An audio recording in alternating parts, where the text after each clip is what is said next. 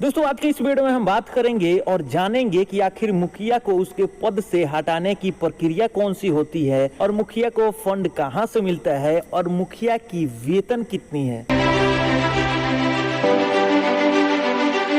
दोस्तों अगर आप भी एक पंचायत प्रतिनिधि हैं तो आपके लिए ये चैनल हर समय नई नई अपडेट को लेकर के आता है, इसलिए हमारा सबसे पहले अनुरोध ये होगा कि आप हमारे इस चैनल को सब्सक्राइब जरूर कर लीजिएगा। दोस्तों स्पेशली इस वीडियो को वार्ड सदस्यों के लिए बनाया गया है क्योंकि वार्ड सदस्य ही है जो कि मुखिया से अक्सर बहुत ज्यादा परेशान होते हैं, इसलिए इस वीडियो को अंत तक जरूर देखिएगा ताकि आप सभी लोगों को ये पता चल सके कि मुखिया की कार्यशैली कौन सी है, मुखिया की वेतन कितनी है और मुखिया को हटाने की प्रक्रिया कौन कौन सी है। दरअसल दोस्तों मुखिया राज्य सरकार के दिशा निर्देश के अनुसार कार्य करते हैं। ग्राम सभा और ग्राम पंचायत से जुड़े सभी कार्यों का निर्वहन करने की जिम्मेवारी मुखिया की होती है। अब आइए देखते हैं कि मुखिया की कार्यशैली क्या है। पंचायत राज में ग्राम पंचायतों को 29 प्रकार के काम सौंपे गए हैं जिसे गाँव में कराने की जिम्मेवारी मुखिया की होती है, जैसे कि अपने गाँव में सड़क की व्यवस्था करना, गाँव में होने वाले सभी बैठकों में भाग लेना, यानी कि ग्राम सभा अगर आपके गांव में हो रही है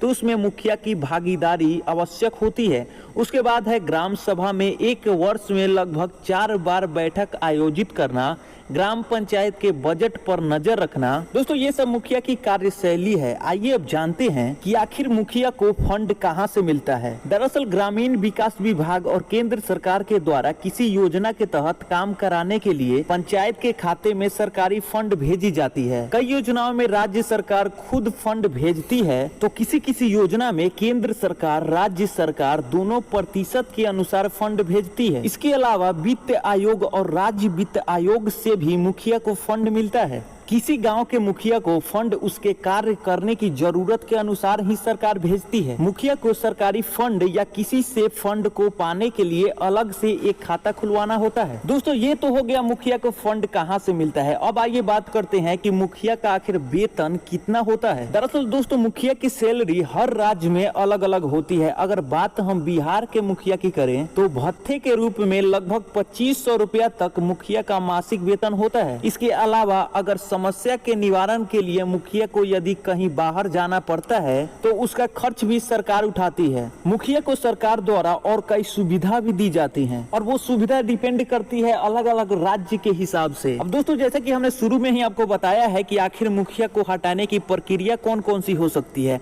तो सबसे पहले तो आपको ये देखना है कि क्या मुखिया आपके वार्ड में सही से काम कर रहे हैं या फिर इनलीगल रूप से काम कर रहे हैं। अगर इनलीगल रूप से मुखिया आपके पंचायतों में काम कर रहे हैं तो उनको हटाने की प्रक्रिया यहाँ पे हम आपको बताने वाले हैं। अगर आप अपने गांव के मुखिया के कार्य से संतुष्ट नहीं है तो ग्राम सभा में प्रस्ताव पारित करके मुखिया को उनके पद से हटाया जा सकता है। ग्राम सभा के सदस्य 2/3 बहुमत होने पर ही गांव के मुखिया को हटाया जा सकता है। यानी कि अगर आपके वार्ड में या फिर आपके पंचायत में सभी लोग सहमति दे रहे हैं कि हाँ मुखिया को हटाना चाहिए और सही रूप से बहुमत आ रही है तभी मुखिया को हटाया जा सकता है।